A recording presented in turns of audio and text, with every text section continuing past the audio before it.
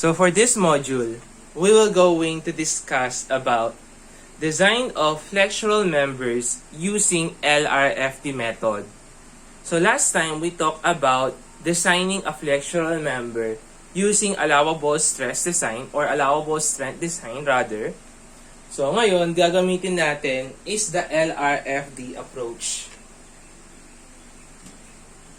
A 9-meter simply supported beam carrying a uniform distributed factored load of 14.2311 kN per meter. So, sinabi dito sa problem natin yung word na factored. So, kapag nabasa natin yung word na factored, meaning to say, under tayo sa LRFD. Kasi yung mga loadings natin using LRFD is naka-factored sila. So, kapag hindi tayo nagpa-factored ng mga loadings natin, we are just using yung mga service loads natin as it is under tayo dun sa ASD approach. But for this problem, binigay na agad sa atin yung factored load natin, which is equal to 14.2311 kN per meter. Plus, it is stated dito sa problem natin na including yung weight ng beam natin o yung self-weight niya.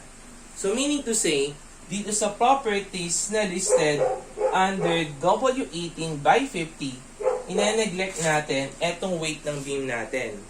Kasi, etong weight ng beam natin, already included na siya dito sa factored load, which is equal to 14.2311 kN per meter. So, we are using W18 by 50.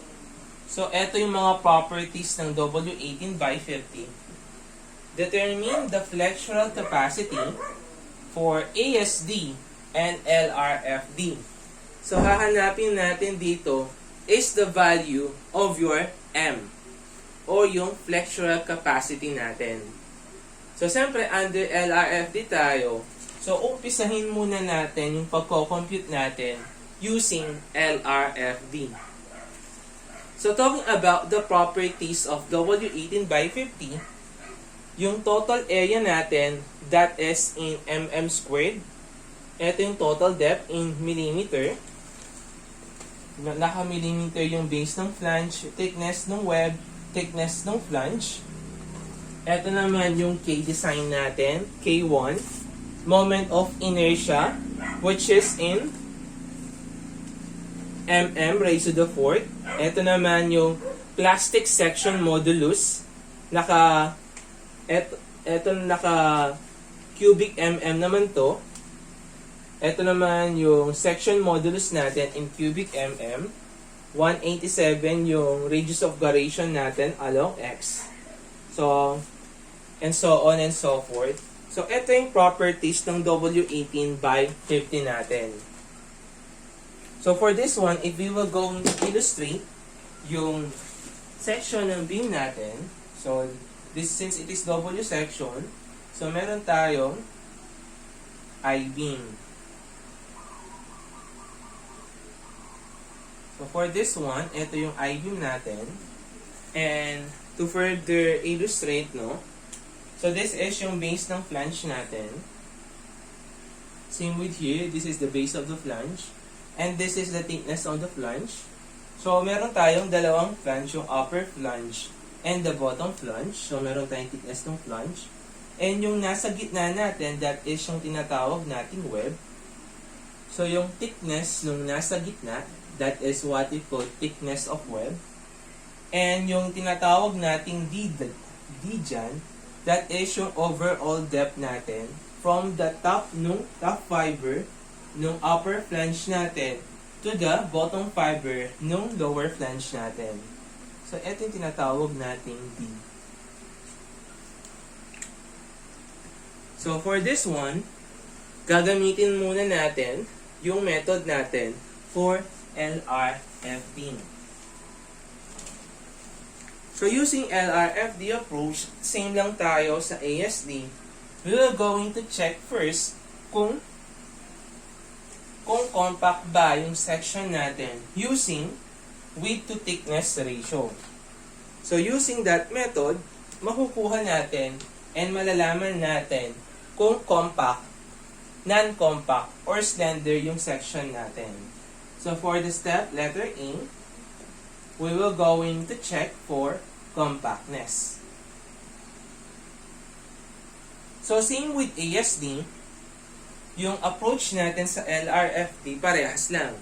Kasi we will going to check yung compactness sa flange and also yung compactness sa web ng section natin. So for this one, yung magiging reference natin dito under NSCP is yung section 502.4.2 na nasa NSCP 2015. So first of all, siyempre kukunin natin yung width to thickness ratio ng flange natin. Same with ASD. So width to thickness ratio ng flange natin o yung tinatawag natin na BF all over 2TF. So this formula or this ratio was already derived dun sa discussion natin, sa introduction natin sa cell design. So yung tawag naman sa ratio na to, sa width to thickness ratio ng flange natin, ito yung tinatawag nating lambda dito sa LRFD. So if we will going to use yung BF natin, we have 191 mm all over 2 multiplied by the thickness of the flange, which is equal to 14.5. So you will have 6.5862. So next naman nun is after computing for the lambda or yung width to thickness ratio ng flange natin, so solve natin yung value ng lambda sub t natin. So for this one, kapag sinabi ng lambda sub b, so that is equal to 0.38 multiplied by square root of e over f1. So dito pala sa problem natin, so yung value ng fy natin, so nakalimutan lang natin ilagay. So the value of your fy here is equal to 345 megapascal. So substitute lang natin. So since it is a steel, so usually the value of our modulus of elasticity in steel is 200 times 10 raised to 3 megapascal. So kung megapascal ko, therefore Fy must be in megapascal, which is equal to 345 megapascal. So the value of your lambda p is now equal to 9.1493. Next, yung kukunin natin another data natin is the lambda sub r, which is equal to 1.0 multiplied by e over fy. So same lang naman ng values yung ilalagay natin dito. The value of your modulus of elasticity is 200 times 10 raised to 3, while Fy naman is 345. So the value of your lambda r is now equal to 24.0771. So that is the first procedure natin, no, in computing for the value of your flexural capacity. So for this one, under step letter A, yung step 1 natin dyan is check for flange compactness. I-check natin yung compactness ng flange natin. So bakit ba natin check yung compactness? Para malaman natin kung ini-exhibit ba ng section natin yung plastic design. Kasi when we are talking about plastic design, dun natin ma-achieve yung pinakamataas na value ng moment na pwedeng dalhin ng beam natin. So, kung paano nag-e-exhibit yung properties ng compact section, non-compact section, and slender section, it was already discussed dun sa introduction natin sa steel design. So, for this one, paano ba nakaka-apekto itong mga values natin ito to determine kung compact ba yung section natin or hindi. So, let us discuss kung paano nagbe-behave yung material natin. No? So, for this one, yung mga limiting factors natin for our graph. So, for this one, so along the y-axis, ito yung determination para malaman natin yung value ng nominal moment natin. And along x-axis naman, positive x-axis, ito naman yung width to thickness ratio natin or the lambda. So, yung pinakamataas na moment na pwedeng ma-adapt ng nominal moment natin is yung tinatawag nating plastic moment. So, for this one, ito yung pinakamataas. So, which is designated by plastic moment or M sub P. On the other hand naman, so meron din tayong tinatawag na M sub R. So, for this one, let's say na nandito yung M sub R natin. So, yung nominal moment mo, equal siya sa plastic moment mo as long as yung value ng width to thickness ratio ng flange natin, nandito lang siya. Hindi siya lalagpas sa limiting factor natin, which is equal to lambda sub T. So, kung nandyan yung value kung hindi lumagpas dito yung value ng lambda natin, so the value of your nominal moment is equal to MP. Okay. Ayan. So, ito yung magiging value niya. So, kung hindi lalagpas yung value ng lambda natin. So, that is equal to MP. Okay? So, next naman, what if kapag yung value ng lambda natin is lumagpas siya sa value ng lambda sub P natin? So, for this one, kung titingnan natin dito sa example natin, so, yung value ng lambda natin, yung value ng lambda is,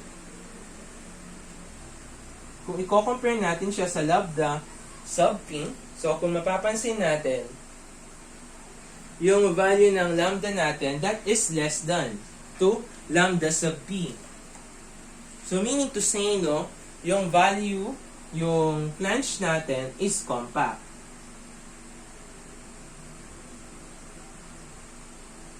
So, yung flange natin is compact. So, meaning to say, etong lambda natin, hindi niya nalagpasan etong lambda sub B natin. So, yung value ng nominal moment na i-a-adapt natin is the value ng MP. So, what if naman, kung yung lambda naman natin, yung value ng lambda that is greater than to lambda sub P. So, meaning to say,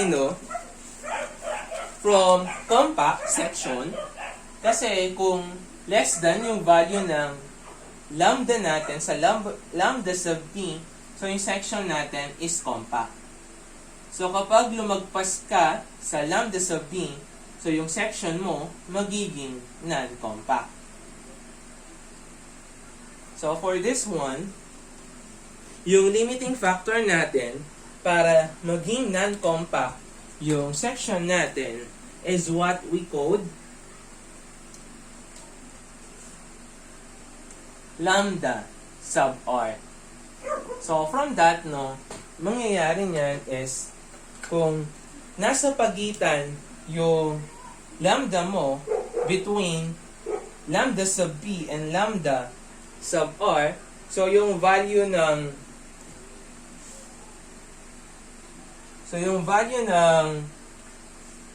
nominal moment mo is between MP and MR. So, kung i-graph natin yan, so, eto ngayon yung magsisilbing graph ng moment natin. So, for this one, dito siya mag-meet. Okay. So, yung limiting factor natin, so, meaning to say, yung graph natin is linear. So, from compact to non-compact yung transition natin, the graph itself is in linear. So, susunod naman is, kapag naman nalagpasan nung lambda natin, yung lambda sub r natin, so meaning to say, yung susunod na section natin, magiging naman siyang slender section. So, yung graph natin, magiging, ayan. So, mangyayari niyan, no? The value ng ano natin, degrees natin dito, this is 0 degrees yung slope niya. Naka-incline naman to, that is 1 degree. And also, yung susunod naman, that is 2 degrees. That's why, napaka-importante na malaman muna natin yung value ng weight to thickness ratio ng flange natin to determine kung non-compact, compact, or slender yung section natin. So, as a form of recalling sa previous topic natin, when your section exhibit compact section, so meaning to say, you are under plastic. So, nag-exhibit yung section mo ng plastic characteristic. Tapos, kapag non-compact naman, that is inelastic. And kapag dito naman sa slender section natin, that is in elastic naman siya. Okay? So, for this one, no, nangyari is yung section natin is compact naman. So, kapag na-check natin kung compact yung flange natin, susunod naman natin is i-check naman natin kung compact naman yung web natin. So, usually naman kasi, no, kapag when we are talking about compactness, so, laging compact, lagi, no, usually, laging compact yung sa web natin. So, pakita natin, no, and to prove na laging usually, no, na laging compact yung sa web natin. So, dito lang tayo nagkakatalo sa check for flange compactness.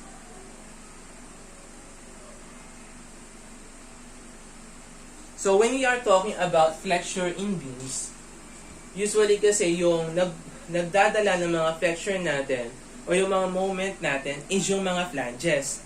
That's why, usually, sa mga design procedures natin, nine-neglect talaga yung effect ng web natin. Siyempre, for discussion itself, i-consider natin yung web natin para lang mapakita natin yung assumption natin that when we are talking about flexural members, more on sa flange tayo nakafocus.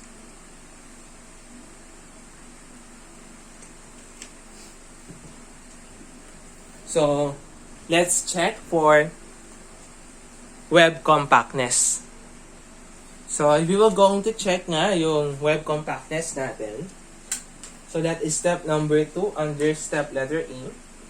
So, check for web compactness. So, same lang naman yung tinutukoy natin dito.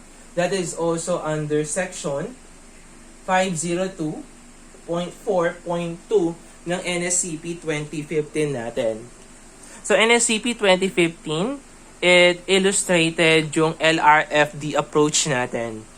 So, for this one, we will going to check yung weight to thickness ratio ng web natin. So, usually, under still design, yung tinatawag nating width natin, that is the value of your edge all over T sub W. Pero kapag ASD, that is D over TW. Pero kapag LRFD, yung ginagamit natin is letter edge. So for this one, para makuha natin yung value ng age natin, or the clear distance between flanges less the corner radius at each flange. So yung value ng age natin, that is equal to yung total depth ng section natin, which is yung D, minus yung 2K natin. So H is equals to, yung D natin, makikita natin siya dito sa properties natin. So that is 457 minus 2 multiplied by K. So yung kinukuha natin usually dito is the K design. So that is equal to 24.7. So the value of your age is now equal to 407.6 mm. So we can now check for the width to thickness ratio ng web natin. So yung H over TW natin is now equal to 407.6 all over 9.02. So the value of your H over TW is now equal to 45.1885. So from this, no, ito yung web to thickness ratio ng web natin. So let's check, no, meron din tayong lambda sub p na ipagko-compare natin sa width to thickness ratio ng web to know if our web is compact or not. So for this example, so the value ng limiting factor natin na lambda sub b is equal to 3.76 multiplied by square root of E over Fy. So yung E natin dito, since it is steel, that is usually 200 gigapascal or 200 times 3 megapascal. Same with Fy na in megapascal, which is equal to 345. So the value of your lambda sub P is now equal to 90.5302. So we can know that siyempre yung ano natin dito, H over TW natin, that is less than 2 lambda sub P, kasi nga this is only 45 compared to 90. So we can now say that our web is compact. So after checking for the compactness ng section natin under the flange and under the web, so we can proceed now for the checking of the capacity ng section natin. So let's proceed to step letter B, which is check for capacity. So let us check the capacity of our section. So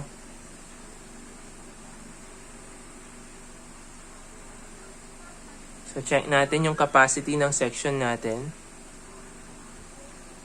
Ayan. So for this one, that is our step letter B. So sa capacity check natin, so we will going to know kung ano yung value ng nominal moment natin. So for this one, yung reference natin, that is section 506.2 of NSCP 2015. So you can check yung National Structural Code of the Philippines para mabasa ninyo yung buong section natin. So for this one, no, we will going to check first using yung flange local buckling natin or yung compression flange local buckling. So dito naman, di ba, nagkakaroon tayo yung mga failure sa local buckling natin sa flange at saka sa lateral, which is discussed last time sa introduction natin. So balikan na lang natin yun para makahabol tayo sa mga principles natin. So for this one, no, to calculate for the value of your M sub n, so marami tayo dito na mga criteria. So if yung first criteria natin dito, if yung nakuha mo width to thickness ratio or yung lambda that is less than or equal to lambda sub p, Therefore, yung section natin is compact. Tapos, no flange local buckling.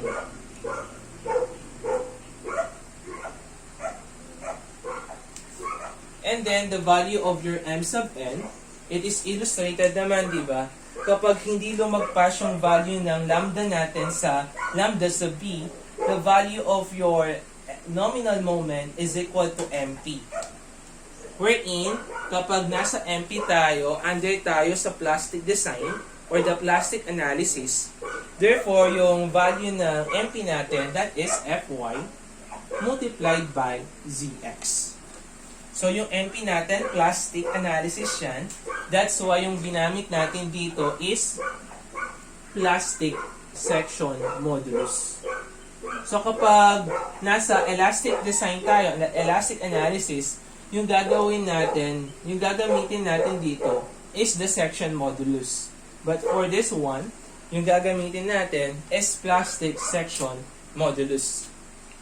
So, next factor naman. So, what if yung lambda naman natin is nasa kalagitnaan? Wherein yung lambda natin that is less than or equal to lambda sub r, which is eto, between at saka greater than naman siya sa value ng lambda sub p natin. Or in other words, dito sa graph natin, nandirito siya. In between siya ng lambda sub r and lambda sub p. So, yung value ng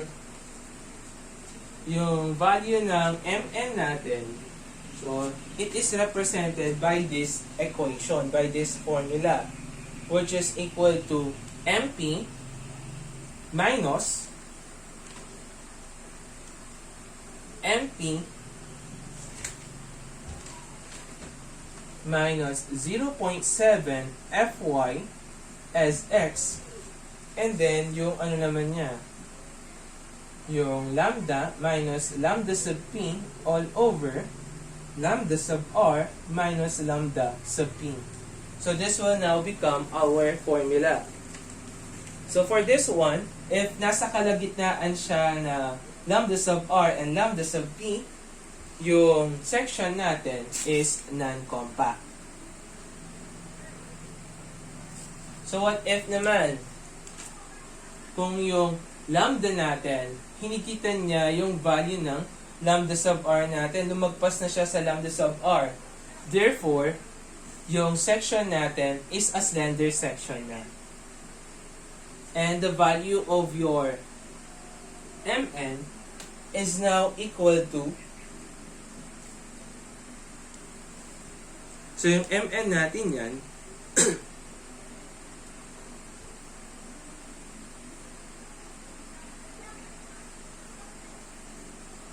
magiging standard na. Tapos, to calculate for your mn, magbe-base ka dito sa graph natin. So, for this one, mag-focus muna tayo dito sa non-compact natin. So, for this one, yung tinutukoy natin na 0.7 FYSX, so, ito yung tinatawag nating M sub R. Which is, kung titingnan natin siya dito sa graph natin, ito yung value ng M sub R natin. So, meaning to say, yung value ng M sub n natin dito, that must be less than to the value of your M sub p.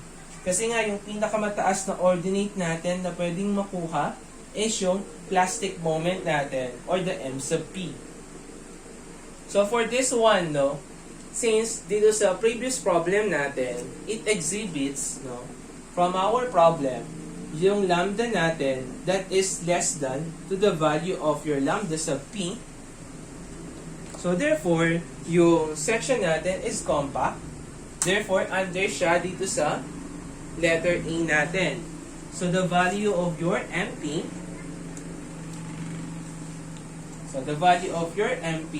is now equal to FYZX. So, since plastic moment, that's why gagamitin is plastic section modulus. So, yung value ng Fy natin is 345 megapascal. Yung Zx naman natin, that is 1,660 times 10 raised to 3 cubic mm. So, yung value ng m sub p natin is now equal to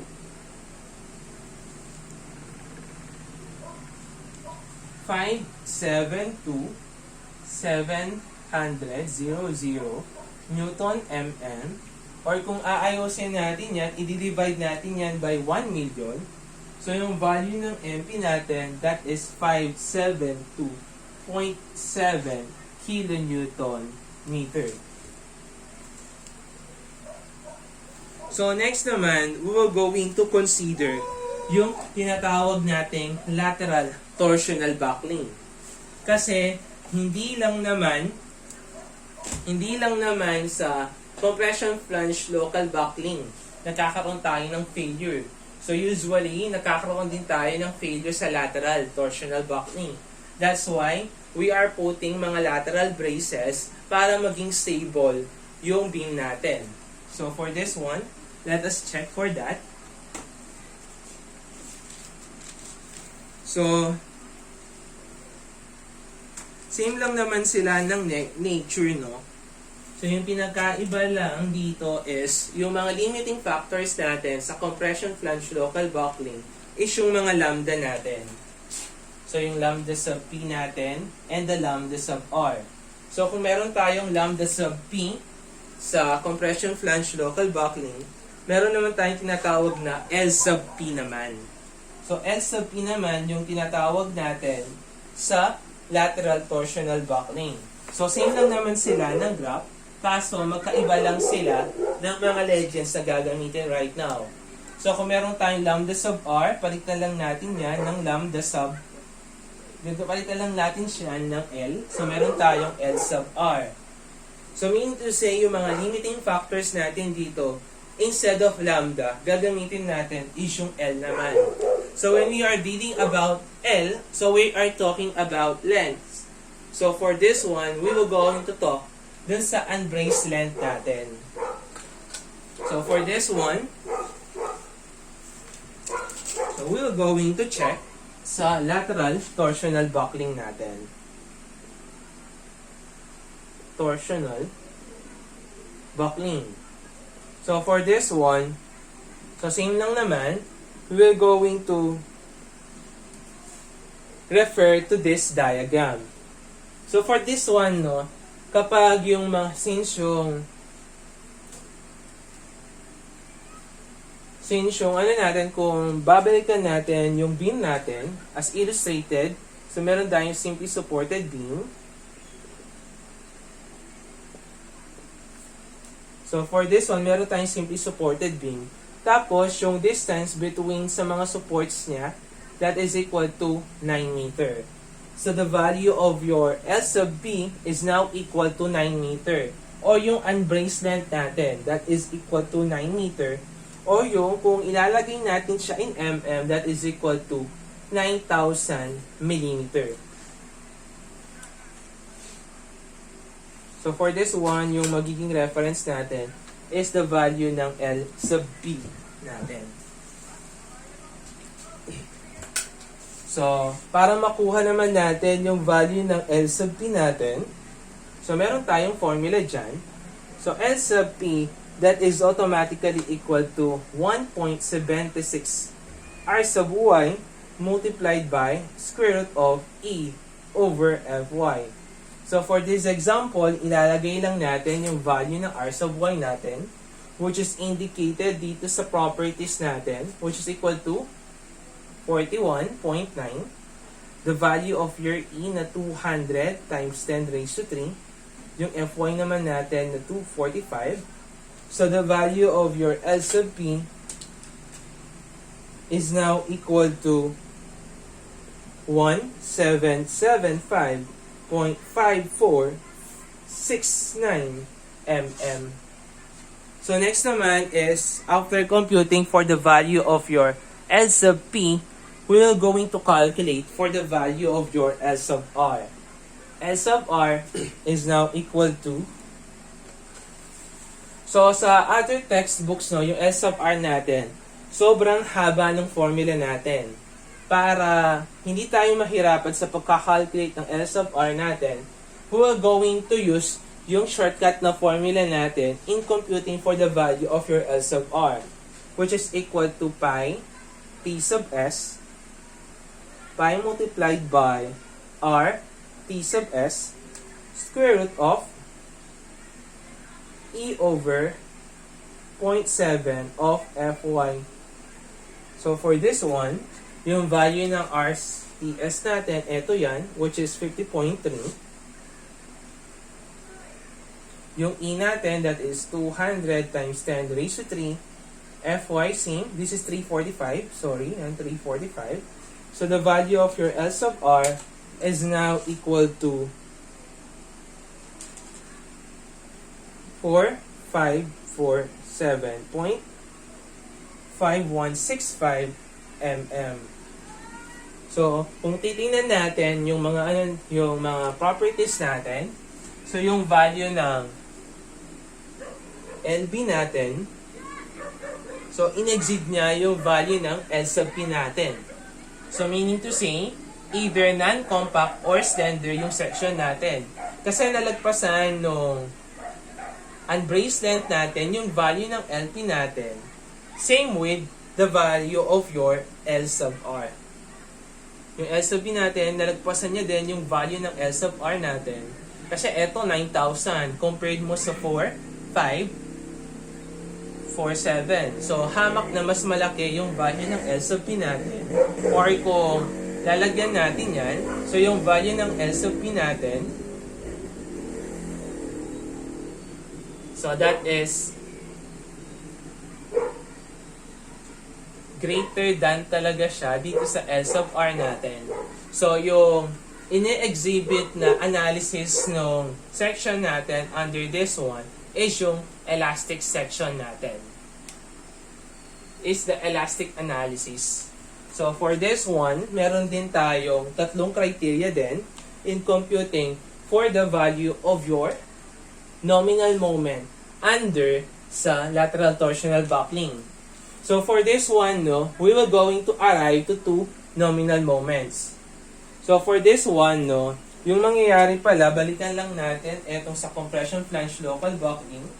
So yung a-adapt na value ng M sub n natin, yung plastic moment natin.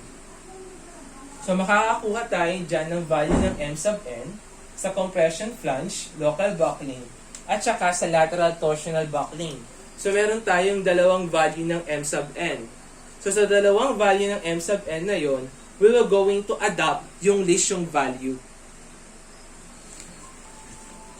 So for this one, no, so let us discuss kung paano yung analysis natin under lateral torsional buckling. So same lang naman siya ng principle sa compression flange local buckling. So under sa lateral torsional buckling natin, so lateral torsional buckling, so we will have, so meron tayong case na isa, meron tayong case na tatlo. So for this one, if yung LB natin is less than 2 LP, therefore, so kung yung LB natin hindi siya lumagpas sa LP natin, the value of your nominal moment is equal to plastic moment or yung MP natin, which is equal to Fy Zx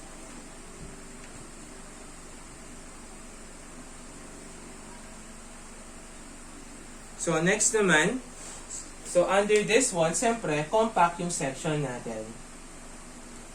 So next naman, under letter B, so siyempre, kapag nilagpasan niya yung LP natin, so what if naman kung yung LB natin less than siya sa L sub R, pero greater than naman siya sa value ng L sub P natin. Therefore, yung mangyayari niyan, kukunin natin yung value ng M sub N natin. So, ito yung magiging formula natin. M sub N is equal to C sub B. I-multiply natin siya sa MP minus MP minus 0.7 FYSX multiplied by LB minus LP all over L sub R minus LP. Ito yung magiging formula natin.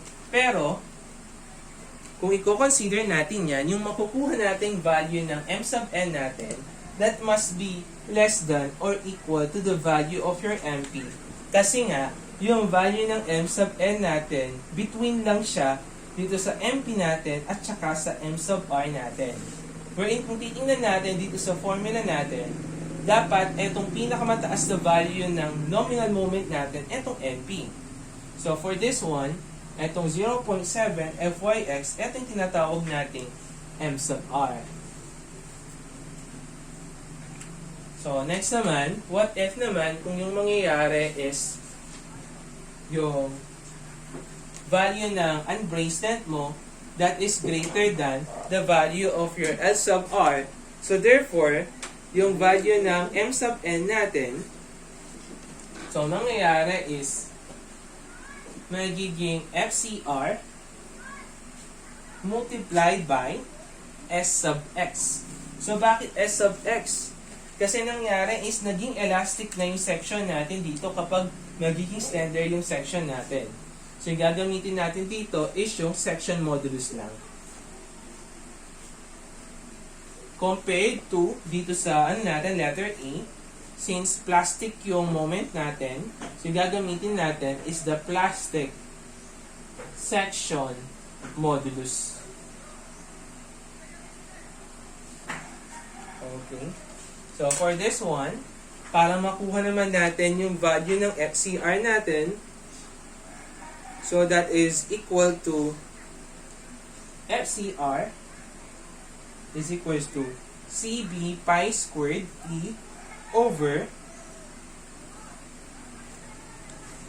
LB over RTS quantity squared tapos square root of 1 plus 0.078 yung mga factors natin dito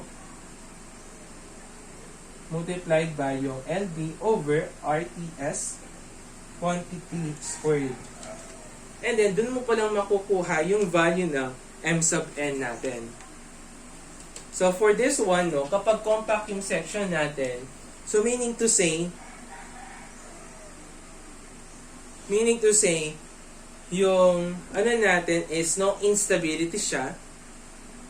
Tapos dito meron tayong LTV, tapos dito sa slender meron din tayo LTV. So, ganun lang naman yung analysis natin. So, kung babalikan natin sa example natin, since mataas yung value natin dito, diba, nahigitan ng unbraced length natin, yung value ng L sub R natin. Therefore, yung section natin is slender. So, kung slender yung section natin, yung gagamitin nating formula to calculate for the value of your nominal moment is eto. Okay? So, yung ano lang naman natin dito, yung pinaka-go naman natin dito, is para mahanap natin yung value ng M sub n natin. Kapag nakuha natin yung value ng M sub n natin, so, madali na lang yung computation natin after that. Since napatunayan natin na slender yung section natin, so meaning to say, gagamitin natin yung formula na to. So, for this one, yung pinaka-problema lang naman natin dito is the value of your C sub B. Kasi eto mga values natin dito, it was already stated here. Yung value ng J natin, nandyan naman yan. Eto. Yung value ng S sub X natin, eto yan. Yung H sub O, eto. Diba? Yung RTS natin, eto. So, yung problema na lang natin na hindi given is the value of your C sub B. So, let us discuss about sa C sub B natin. So, yung sinatawag natin C sub B dito. So, kung ASD lang to, madali lang yung approach natin in computing for the value of your C sub B. Kaso nga lang, since we are under LRFD, mas lalong naging komplikado yung computation natin in computing for that factor. Wherein, ito yung tinatawag natin lateral torsional buckling modification factor, which is yung tinatawag natin C sub B. So, laging kailangan yan and considering yung lateral torsional buckling. So, for this one, so hahanapin muna natin yung values ng CV natin bago natin makuha yung nominal moment natin.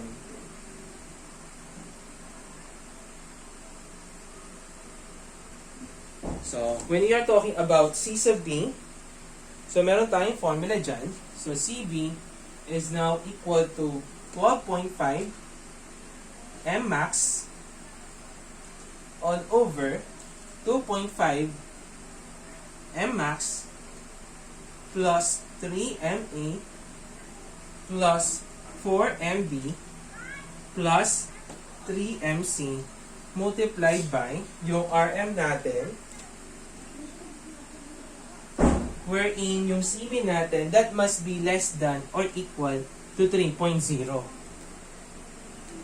So, for this one, no, meron tayong iba't ibang mga method to compute for the value of your Mmax, MA, and MB. But for now, so let us differentiate first yung Mmax natin. So, for this one, to calculate for the value of your Mmax, so, magre-refer lang tayo dun sa loadings natin. So, dito sa problem number 1 natin, yung illustration natin dyan, meron tayong simply supported beam. So, we have a simply supported beam. Tapos, yung length niya, that is equal to 9 meters. Tapos, meron tayo dito na factored load as given dito sa beam natin, which is equal to 14.2311 kilonewton per meter. So, for this one, no, para mahanap natin yung value ng MA, MB, MC, gagamit tayo ng moment equation. So, for this one, hanapin muna natin yung value ng mga reactions natin. So, yung value ng R natin, since symmetrical naman yung section natin, yung beam natin, yung loading natin, therefore, yung value natin dito, same lang siya dito. So, yung value natin dito, that is WL over 2. So, WU sub U over L over 2. So, that is 14.2311 multiplied by 9 over 2. So, you will have 64.04 kilonewton. So, para ma-draw natin yung moment equation natin, we're going to cut a section. So, we're going to cut a section at a certain distance. So, sabihin natin X dito sa beam natin. So, for this one, hahatiin natin yung beam natin. So, mangyayari niyan, we're going to draw yung moment equation natin. So, para makuha natin yung moment equation natin, we're going to consider yung left section natin. So, kapag kinonsider natin yung left section natin, so, yung moment natin na clockwise, that is positive. So, when we are talking about moment equation, so yung gagawin natin is, hahatiin natin yung beam natin into two parts. So, meron tayo dito, hahatiin natin yung beam natin. Ayan. So, hahatiin natin siya. So, after na mahati natin yung beam natin, so, meron tayo dito. Ayan. So, meron tayo dito na value na 64.04 kilonewton. And then, meron tayo dito na value na 14.2311 kilonewton per meter. Tapos, hinati natin yan. Nag-pass tayo ng cutting section dito at a certain distance x from left support. So, hahanapin natin yung value ng moment natin dyan. So, yung value ng moment natin, considering x from left support, since kinonsider natin is left section, so moment is now equal to summation moment clockwise is positive. So, m is now equal to Eto niyan, ikot niya is clockwise. Dito sa cut natin, dito tayo magmo-moment. So, yung ikot niya is clockwise. So, that is positive. 64.04. Yung moment arm niya is X. Minus, etong loadings natin na uniformly distributed load. So, yung ikot niya dito is counterclockwise. So, we have 14.2311. So, X, kasi uniformly distributed. Tapos, yung moment arm niya. So, yung moment arm natin dito is kakalahitiin mo lang yung X natin since it is a uniformly distributed load. So, X over 2. So, yung value ng moment equation natin sa loadings na to is equal to 64.04x minus 7.1156x squared. So, for this one, yung gagawin lang naman natin is para mahanap natin yan, so, kailangan lang nating malaman yung value ng mx natin. So, for this one, since yung reference natin is the left support, we will going to determine yung mga distances natin from left support. So, yung mga distance natin from left support, that is designated by variable x. So, for this one, so, kapag sinabi nating mmax, that is the absolute maximum value or the maximum moment in the unbraced segment. So, for this one, so, kukonsider natin yung buong unbraced segment natin and then kukunin natin yung maximum moment. So, yung mmax naman natin, so, since it is a simply supported beam, so yung mangyayari niyan, yung maximum moment niyan, it is acting dito sa pinakagitna natin. So, yung value ng x natin dito, that is equal to L over 2. Or equal to 4.5 meter. So, next naman is the value of your MA. So, what is the value of x naman kapag kukunin naman natin yung MA? So, ano ba yung definition ng MA?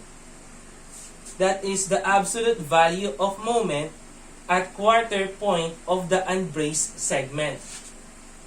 So, yung unbraced segment natin dito is etong buong to, which is equal to 9 meter. So, yung tinutukoy na value ng MA natin, that is yung absolute value of moment natin sa quarter point. So, at every quarter, so that will become L over 4. So, L over 4, 9 over 4.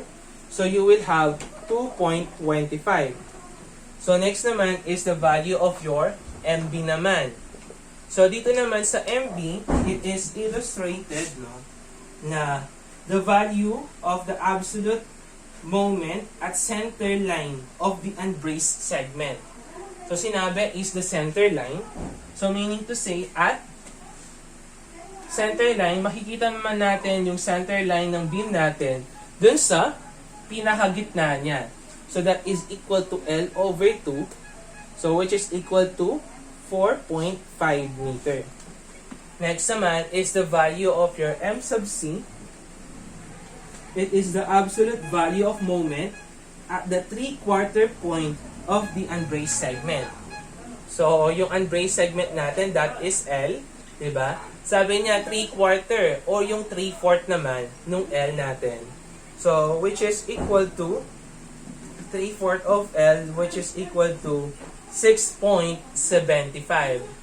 So, for this one, applicable lang to kapag wala tayong mga lateral braces within dun sa beam natin. Pero kapag meron na tayong mga supports kapag meron na tayong mga lateral supports dito sa kalagitnaan ng beam natin, so, mag-iiba yung value ng mga X natin considering yung pagkuha ng MA, MB, at saka MC.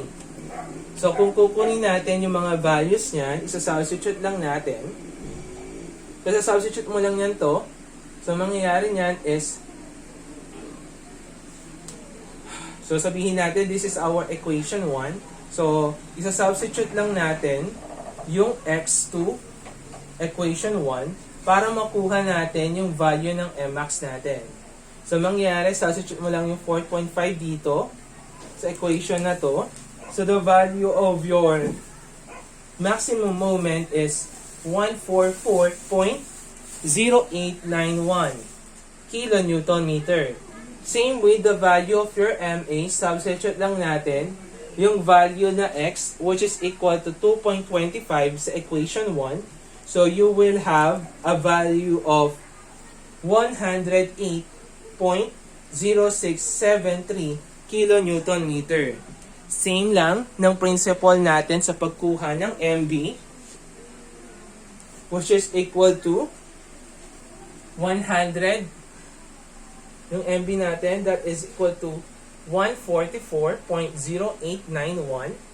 And lastly naman, sa MC naman natin, which is equal to 108.0673 kilonewton meter. So, ganun lang naman yung pagkuha ng mga value ng Mmax, MA, MB, at saka MC. So, if we will going to use naman yung moment diagram naman natin, so you can use yung cutting off section or pwede nyo rin gamitin etong sa moment equation naman natin or yung ano naman, pag-draw naman ng shear and moment diagram natin. Kasi so kung titingnan natin yung mga values natin, so kung titingnan natin yan, so mangyayari is yung value ng Mmax natin, that is equal to the value ng MB natin. Same with MA at saka MC. Kasi nga nangyari is symmetrical lang yung shear and moment symmetrical lang yung moment diagram natin. Kasi ito yung loading natin. Ito yung loading natin. So meron siyang 14.2311 kilonewton per meter. So kung i-draw natin yung shear diagram, yung moment diagram niyan, so magiging paganto. So somewhere na paganto yung moment diagram natin. So yung tendency is, siyempre yung maximum moment natin, it is located here. So, and then naman, dito sa point na to, nandito din yung M sub B natin. Tapos, at a distance of 2.25, nandun naman yung MA natin. At a distance of 6.75, dito naman, nandito naman yung M sub C natin. Okay? So, ganun lang yung pagkuha natin. Basta, i-consider mo lang yung unbraced length natin. Since yung unbraced length natin is equal to 9 meter, kaya kinonsider natin yung buong 9 meter. So, for this one, after computing for the value ng Mmax natin, yung mga moments natin, let us calculate for the value of your C sub B. So, C sub B is now equal to, so 12.5 yung Mmax natin, that is 144.0891 divided by 2.5 yung Mmax natin plus 3 multiplied by ME plus yung 4 natin multiplied by yung MB natin plus 3 multiplied by MC multiplied by the value of your R1. So for RM, so for this value ng RM natin, so usually yung value ng RM natin, that is equal to 1. Okay? So, kung i-check natin the value of your CD, that is equal to 1.1364. Wherein, for the value, no, yung dapat, that must be less than or equal to 3.0. So, what if, no, yung value ng C sub B na nakuha mo is greater than 3.0? So yung a-adapt na value natin for C sub p is 3.0. Kasi nga, yung pinakamataas na pwedeng makuhang value ng C sub p is only 3.0. So kapag nakuha na natin yung value ng C sub p natin, so we can now calculate for the value of your MCR. So gagamitin lang natin yung formula natin na nandito. So we will have, so FCR, meron na tayong values ng CB natin. Tapos kung i-check natin yung mga properties natin, available na sila. So FCR is now equal to 1.1364, that is CB, pi squared.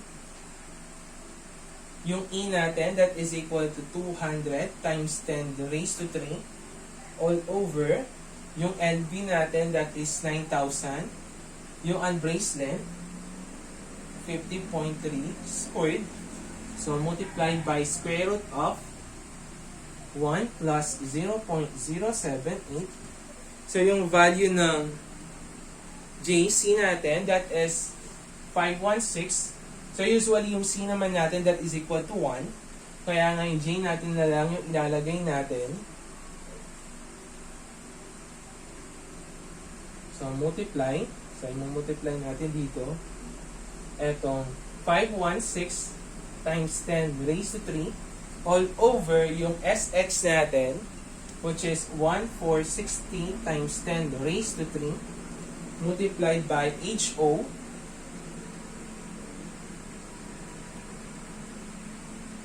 So, yung HO natin, that is equal to 442. So, under this, radical sign. So, multiply pa natin yan. Dito naman. So, mag-multiply pa tayo ng 9,000 over 50.3 quantity squared. So, for this one, hindi lang siya nagkasya. So, this one, nandirito siya, kasunod lang siya.